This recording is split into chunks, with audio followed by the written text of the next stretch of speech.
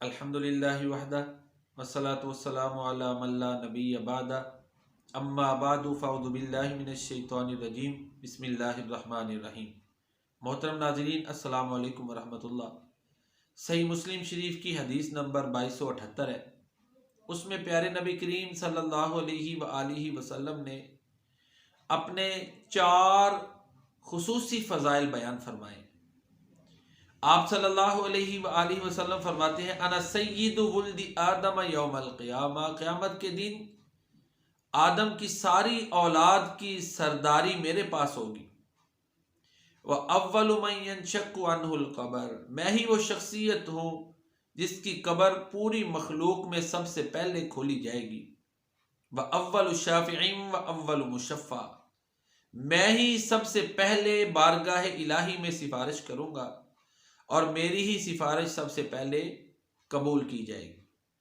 تو محترم ناظرین، اس فرمان رسول کریم صلی اللہ علیہ وآلہ وسلم کی روشنی میں آپ صلی اللہ علیہ وآلہ وسلم کے 4 مخصوص فضائل واضح ہوتے ہیں اور ہماری سمجھ میں آتے ہیں۔ آپ صلی اللہ علیہ وسلم قیامت والے دن ساری اولاد آدم کے سردار ہوں گے۔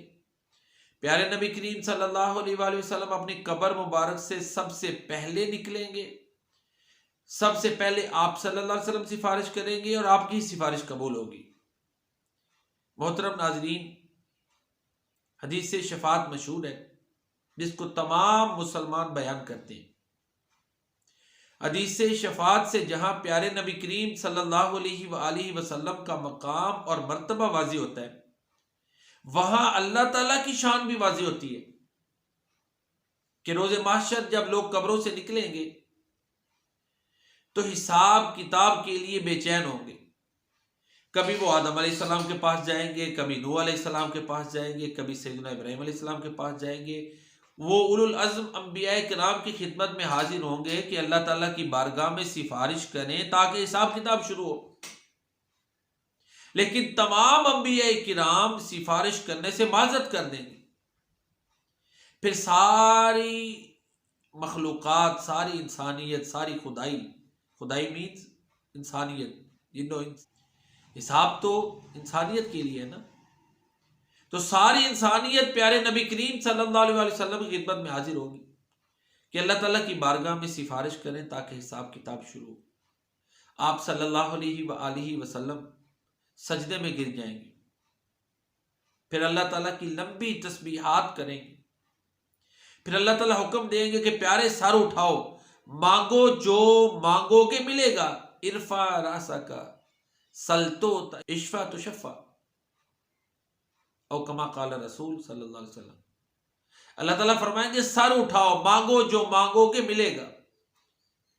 یہاں سے 3 باتیں سمجھ میں آ گئی۔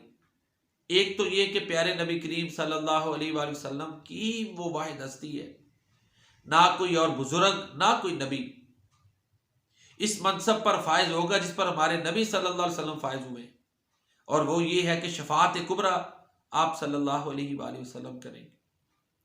اور دوسری بات، اللہ تعالیٰ کی عظمت سمجھ آ گئی کہ آپ سفارش کیسے کریں گے۔ ایسے ہی نہیں کہ سارے لوگ آئیں گے اور آپ سفارش شروع کر دیں گے، بلکہ اللہ تعالیٰ کی بارگاہ میں سجدہ ریز ہوں گے، تسبیحات کریں گے۔ پھر اللہ تعالیٰ فرمائیں گے کہ پیارے سر اٹھا، مانگو جو مانگو گے ملے گا، پھر آپ سفارش کریں گے۔ اور محترم ناظرین، سفارش اسی چیز کی ہوتی ہے جو خود نہیں کر سکتے۔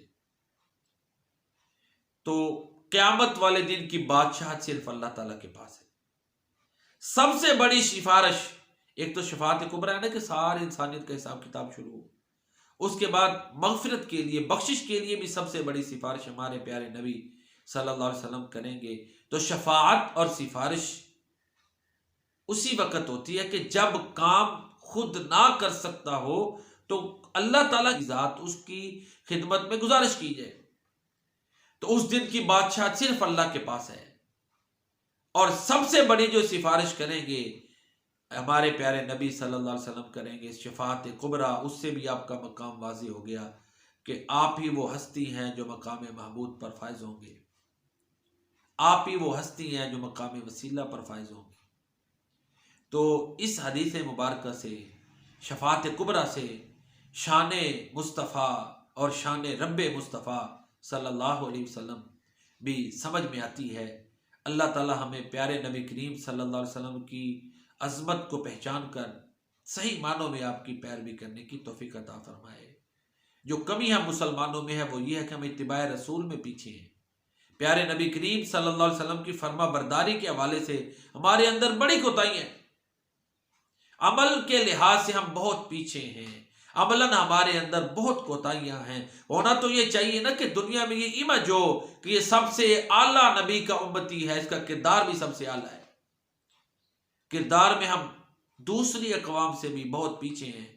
اللہ تعالی ہمیں صحیح معنوں میں پیارے نبی کریم صلی اللہ علیہ وسلم کی پیروی کرنے کی توفیق عطا فرمائے۔ آمین یا رب العالمین۔ السلام علیکم۔